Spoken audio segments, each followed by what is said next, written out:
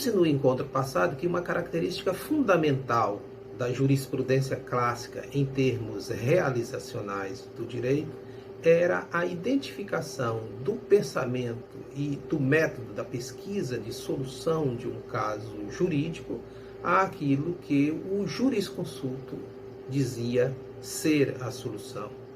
Como acentuamos, diante da escassez legislativa, da ausência de profissionalização, o direito romano foi um direito casuístico e não propriamente sistemático, como veio a ser, sobretudo depois do Código de Napoleão, tal como Wieck, na sua tópica e jurisprudência, muito claramente afirmou.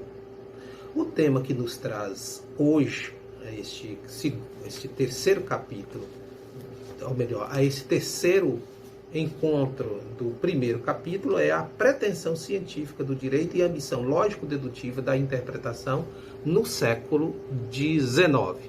Falarei especialmente aqui da escola da exegese e da jurisprudência dos conceitos.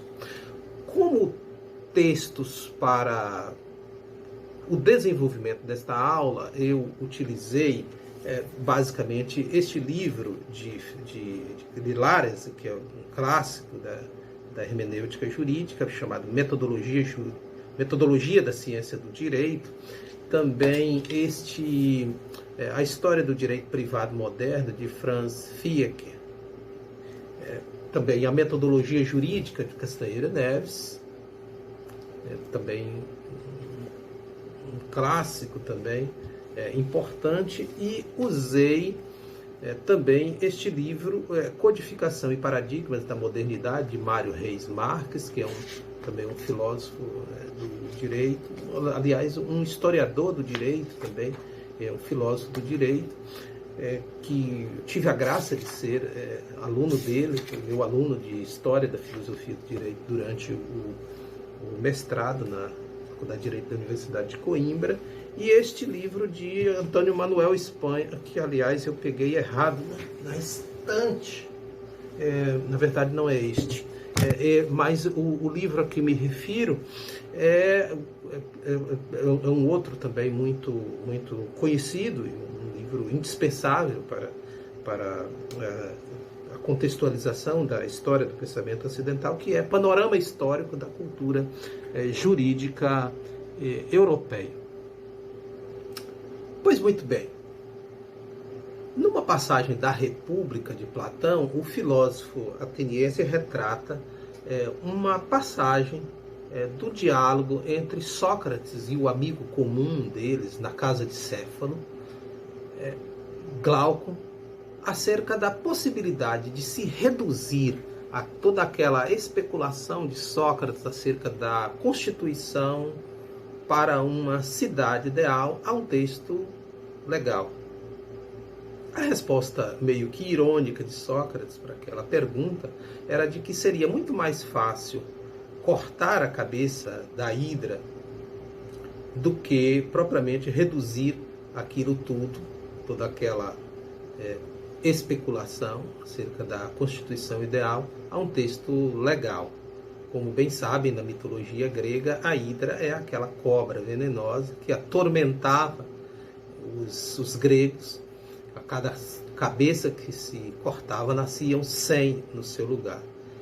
Isto dá uma dimensão do quão escassa era e o quão impossível era a crença dos gregos na Constituição escrita, no direito escrito, poderíamos dizer hoje, embora não apropriadamente, como bem vimos no encontro passado, não existe direito antes dos romanos, porque o direito, como bem sabemos, não se confunde com legislação. Pois bem, é em razão disso que Castanheira Neves, num famoso livro, O Instituto dos Assentos e a Função Jurídica dos Supremos Tribunais Federais, afirma que uma nota fundamental a distinguir a cultura jurídica pré-moderna da moderna é a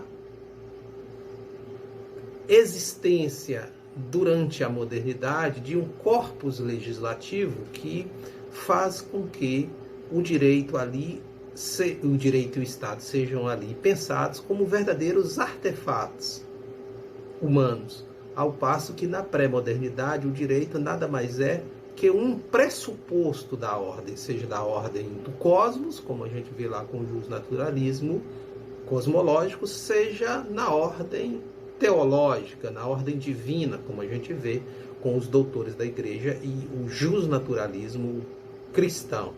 Nesse sentido é que, como diz Castanheira Neves, para a pré-modernidade, o legislador não tinha um papel constitutivo do direito. Ele, no máximo, declarava um direito já existente. Enquanto na modernidade, como bem sabemos, o legislador é um verdadeiro demiurgo, um verdadeiro criador que se imaginou antes ser uma prerrogativa do próprio cosmos, da própria físis, da própria natureza, ou então do próprio Deus. Pois muito bem. Então, nós diríamos que para compreender aquilo que se dá depois da morte de Santo Tomás de Aquino, como também cheguei a fazer uma referência no encontro anterior, esse doutor, grande doutor da igreja, que foi o grande responsável por fazer aquela síntese entre o pensamento jurídico anterior ao século XIII, o que se vê ali verdadeiramente, muito embora algumas pessoas apressadamente, ao ouvirem falar de um filósofo cristão, católico, possa imaginar que se trataria ali de muito mais de um discurso da fé do que propriamente de um direito tal e qual.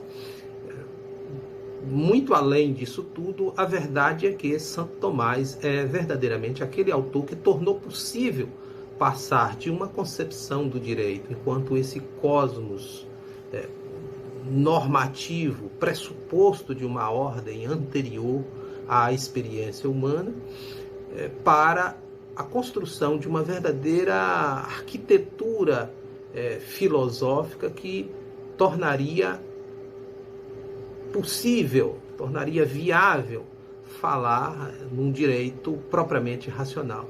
Digo, uma nota fundamental que distingue Santo Tomás de Santo Agostinho é exatamente essa ideia que, enquanto Santo Agostinho está vivendo em um contexto da queda do Império Romano, do Ocidente, onde toda aquela crença na civilização está passando por ruínas, e isso reflete no pensamento do bispo de Hipona.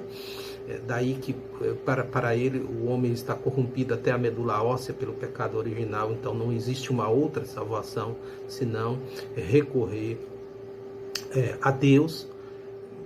Todo esse pessimismo não encontramos mais em Santo Tomás, que já está vivendo um período em que o feudalismo praticamente está sendo superado, a uma recuperação da unidade estatal, um florescimento da cultura. O próprio Santo Tomás foi professor na Universidade de Paris. Então, para Santo Tomás, Deus já não aparece com aquela figura punitiva, o mundo já não é mais toda essa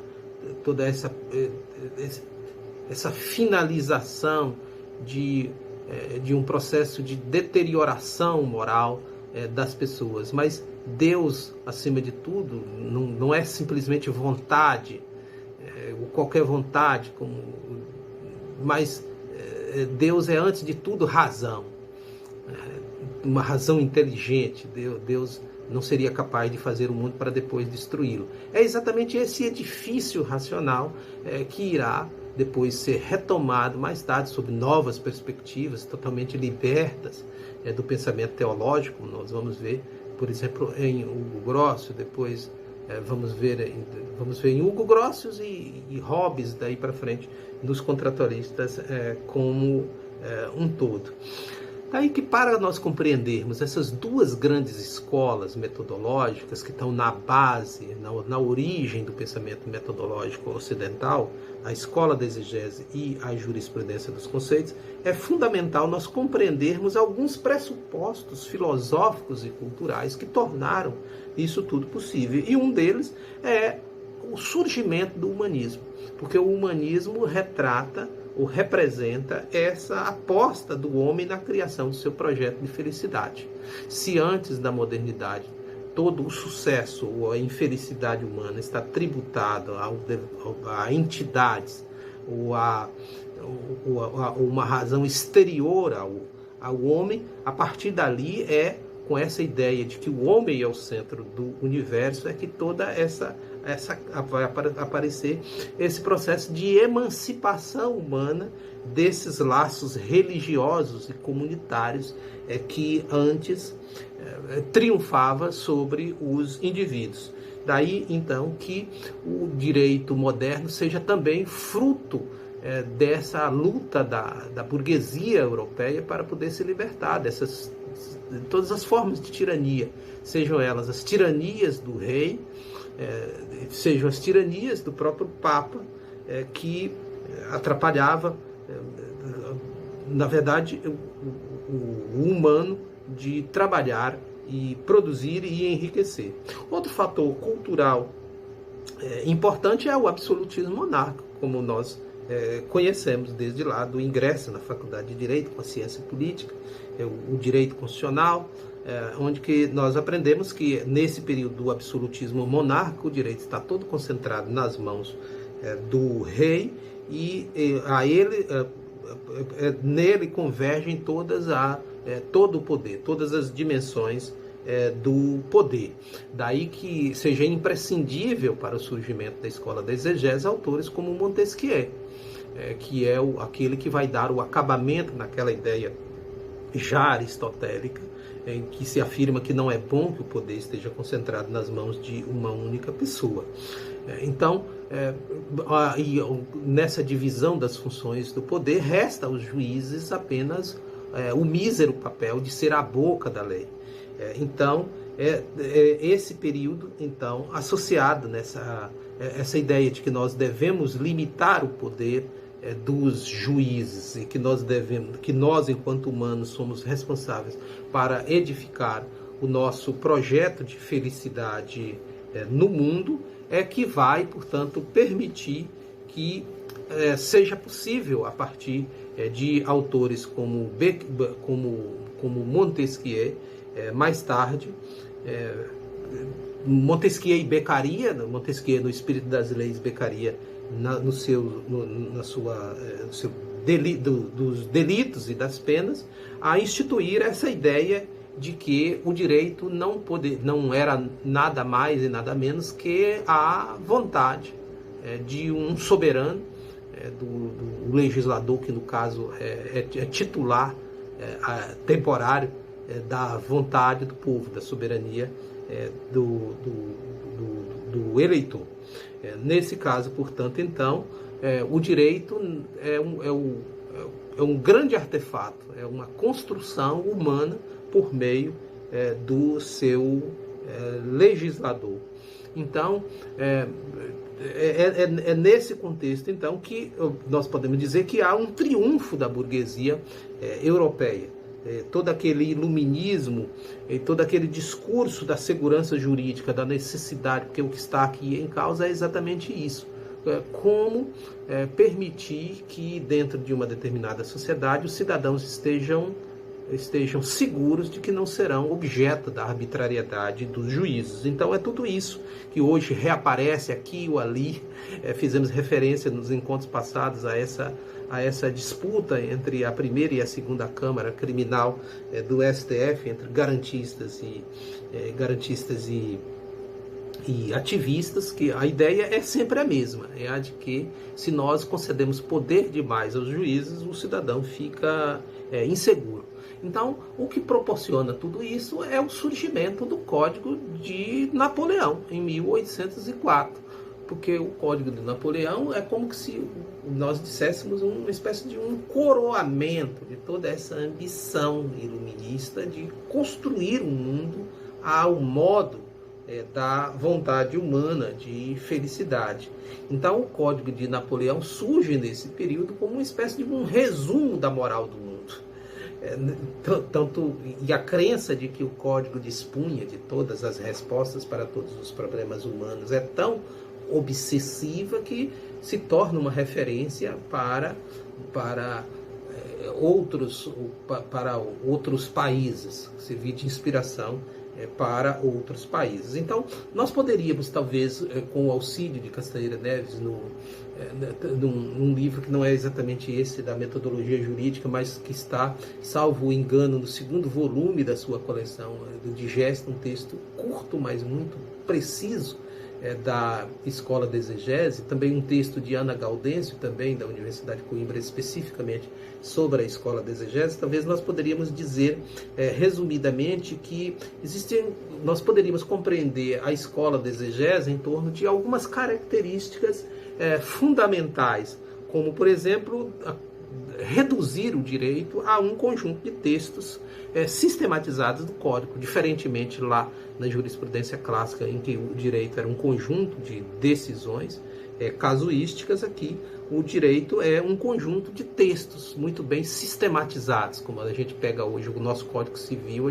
como um exemplo. Então a gente vê ali toda uma estrutura de um código dividida em partes, uma parte dividida em títulos, títulos divididos em capítulos, capítulos divididos em seções, seções divididas em artigos, os artigos divididos em parágrafos, parágrafos em incisos, incisos em alíneas. Então essa ideia de que o direito é um todo lógico que permite, uma solução, o confrontamento de um caso levado ao juiz àquilo que está disposto em um determinado código. Daí que uma outra característica da escola da exegese seja essa índole dogmática, em que se pensa que a interpretação e a solução de casos jurídicos se dá de uma forma meramente lógico-analítica, dedutiva. A racionalidade jurídica, nesse caso aqui, é uma racionalidade sistemática. Então, há aqui, como bem sabemos, também nós poderíamos dizer que esta seria também uma característica, essa presunção de uma rigorosa distinção entre aquele que cria o direito, aquele que interpreta, e aquele que aplica o direito.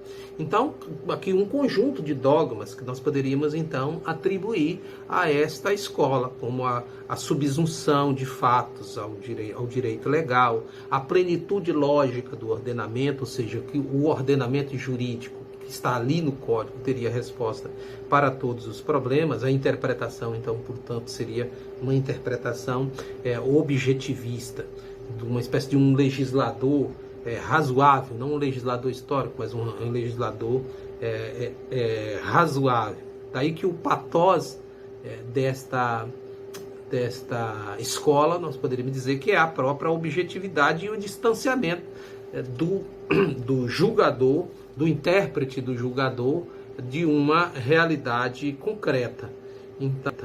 Então, sim, e uma outra característica que nós poderíamos dizer aqui é uma certa, pelo menos, se não totalmente, mas pelo menos parcial, da filosofia racionalista, de um direito natural racionalista, que, diferentemente do justnaturalismo cosmológico, teológico, esse que dominou o pensamento moderno iluminista, essa ideia de que o direito é natural, mas não é natural, porque decorre da própria força do cosmos, nem da vontade ou da razão divina, mas como imanente da própria inteligência humana. Com as palavras de Grosse, o direito natural existiria mesmo que Deus não existisse, ou que existindo não cuidasse das coisas humanas. Então isso é um fato importante que está presente aí na ideia do direito assumido pela escola da exegese. Então, de maneira que nós vamos ter aqui um modelo de racionalidade decisória pela escola da exegese. Nós poderíamos dizer que há aqui, inclusive, uma verdadeira conversão do saber jurídico, a um saber meramente exegético, um verdadeiro culto à lei, diferentemente de um culto, que nós pudéssemos dizer, de um culto ao direito. Aqui é um culto à lei, um culto especificamente à lei. Castanheira Neves até usa uma expressão aqui muito emblemática, de dizer que o jurista exegético, aquele que coloca a lei acima de qualquer coisa, é como que alguém que queimar incenso ao legislador.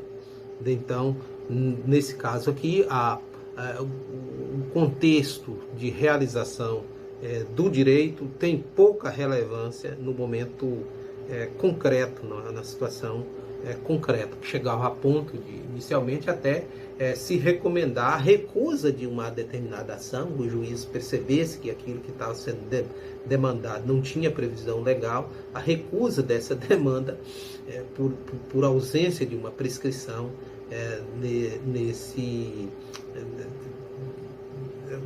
a recusa da prescrição para apreciar o caso legal. Hoje nós sabemos a nossa doutrina jurídica, os juízes estão proibidos de deixar de julgar um determinado caso. O juiz prevalece aquela ideia que um brocardo jurídico da jurisprudência clássica: dê-me o fato e eu te darei o direito. O juiz é obrigado a saber o direito para além dos textos legais. Essa obstinação pelo texto legal é tamanha que atribui-se a um professor desse período, Brunet, professor de Direito Civil, que um dia um aluno, depois de uma semana lá de aula, um aluno pergunta a ele: professor, mas já tem uma semana que o senhor fala de direito civil, mas até hoje eu ainda não sei o que é o direito civil. Aí ele, no primeiro momento, ali constrangido com aquela pergunta absurda, completamente absurda para aquele período: como é que esse rapaz, a essa altura da vida, vem me perguntar o direito? É óbvio que o direito é aquilo que está no código. Então ele, depois, inicialmente, dessa afronta, dessa pergunta insultuosa, ele diz: não, eu não sei o que é o direito civil, eu apenas ensino o código de Napoleão. Ora bem, talvez nós pudéssemos aqui, nesse espaço ainda reduzido da nossa conversa, para dizer em termos da escola da exegese que basicamente essas eram as características e aquilo que verdadeiramente determina a ideia da interpretação e da realização do direito na escola da exegese. Um pouco distinto do ponto de vista da solução metodológica, mas parecida do ponto de vista da pretensão de ciência, porque aqui nós estamos falando da ideia, porque aqui está surgindo o método jurídico, na verdade, está se acreditando que verdadeiramente a dedicação ao estudo rigoroso, sistemático, o apego à gramaticalidade do texto, a capacidade de realizar um silogismo perfeito, como diz Beccaria lá nos Delitos e das Penas, que para estarmos seguros nós deveríamos restringir o juiz, reportando então a fala de Montesquieu a ser a boca da lei, em que o juiz apenas realizaria um juízo lógico dedutivo, em que a lei fosse a premissa maior, o fato fosse a premissa menor e a sentença fosse a conclusão, tal como Aristóteles ensina naquele clássico exemplo do que é um silogismo perfeito. Se eu quero saber se Sócrates vai morrer um dia, eu pergunto, eu raciocino assim, porque assim nós nunca erraríamos. Todo homem é mortal. Sócrates é homem, logo Sócrates é mortal. Acreditou-se, e olha que ainda existe gente até hoje no campo do direito que acredita que o direito, que o raciocínio jurídico é isso, subsunção de fatos concretos a textos legais. Então daí essa dimensão científica que se acreditou que poderíamos ter então, que o direito era uma ciência e que a interpretação jurídica também poderia ser objeto de uma determinada ciência, como se os juízes não tivessem sentimentos, não tivessem ideologias, preconceitos, nada disso, ele apenas realizasse aqui um raciocínio meramente formal. Pois bem, a jurisprudência dos conceitos é outra escola que tem pressupostos parecidos do ponto de vista filosófico, mas com conclusões e sugestões metodológicas um pouco distintos. O que significou a jurisprudência dos conceitos? Significa exatamente essa crença que vem do modelo kantiano de ciência, essa crença de que o mundo é construído a partir de um único princípio fundamental, transcendental. Essa ideia, portanto, que por meio do rigor lógico, do estudo da filosofia, nomeadamente do estudo da filosofia, nós podemos nos apropriar da verdade.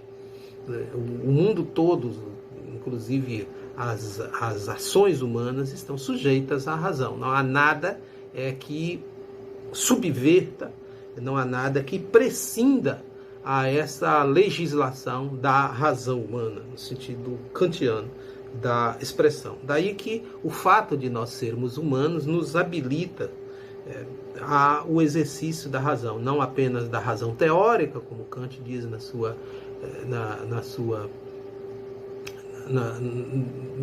obra dedicada ao estudo da crítica, chamada crítica da razão pura, dedicada a essa razão teórica, e a crítica da razão prática, dedicada ao saber, à praxis humana e à sua metafísica dos costumes. Então, essa verdade vai sendo desdobrada a partir da diversidade, de toda essa diversidade que vai se convertendo a uma unidade. Ora, esse racionalismo kantiano, iluminista, vai refletir fortemente em Purta, que é um dos autores exemplares da jurisprudência dos conceitos. Claro que existem muitos outros depois, mas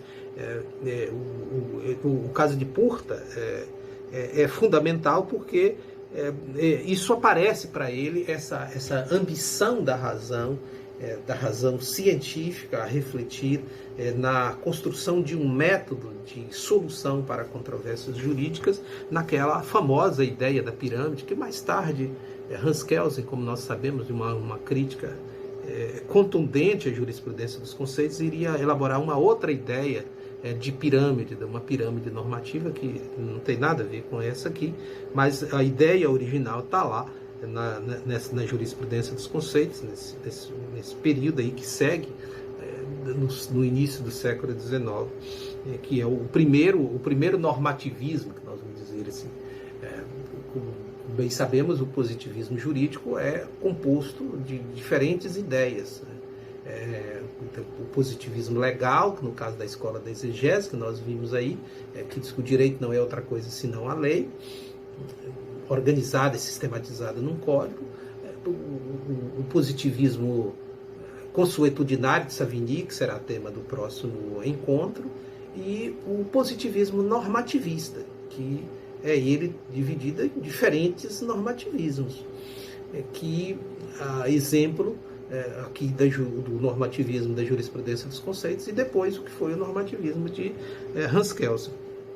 Mas por que fazer referência a esse normativismo de Purta e a ideia da pirâmide? Porque ele nos dá essa ideia de que é possível resolver problemas jurídicos não recorrendo a textos legais, a uma sistematização de textos legais, a um direito editado por um legislador, mas um direito construído, elaborado pelo professor de direito, pelo doutrinador do direito. Então aqui a fonte do direito não é o legislador, mas é a própria doutrina. E como é que isso se dá? Por meio da construção de uma série de conceitos que, pensados dentro de uma determinada pirâmide, nós vamos ter estratos sucessivos de conceitos que irão orientar o intérprete do caso, o intérprete do direito e o juiz no momento de tomar uma determinada decisão. De sorte que a gente iria, a partir da base da pirâmide, à medida que nós vamos subindo na direção do ápice da pirâmide, lá em cima Kelsen chamou isso de norma fundamental, mas aqui o que nós vamos ter aqui, na verdade, é uma subida escalonada, que à medida que nós vamos subindo na escala dos conceitos da base para o vértice, nós vamos abandonando os particulares e a ponto de chegar no ápice da pirâmide, nós podermos subsumir fatos aos conceitos. Então, por que razão? Porque o vértice da pirâmide é exatamente aquela situação tal que contém um conceito supremo. Quando nós atingimos o ápice da pirâmide, nós atingimos a esse conceito supremo, que é o mais estreito dentro dos estratos, naturalmente, mas o mais extenso em perspectiva. Se a gente pensar, por exemplo, o exemplo clássico, se a gente tiver, eu creio que Caulares explica de maneira muito clara, permitindo a gente, esses textos que no original nem sempre são tão assim inteligíveis, mas Caulares, assim, na sua metodologia jurídica, recorre a esse exemplo da servidão de passagem.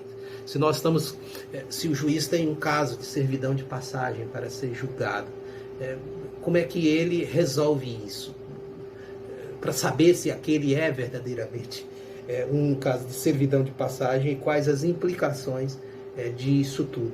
As consequências jurídicas desse contrato que está sob análise.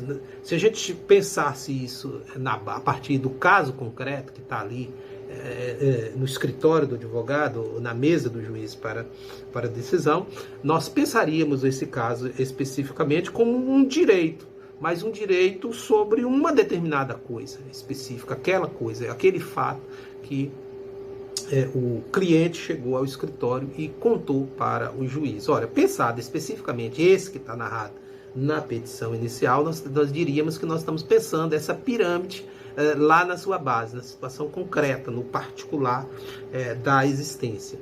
Realizando esse juízo, esse raciocínio normativo para poder encontrar uma solução, um pouco acima desse extrato, nós encontraríamos o extrato seguinte, a ideia da servidão de passagem como um direito sobre uma coisa alheia.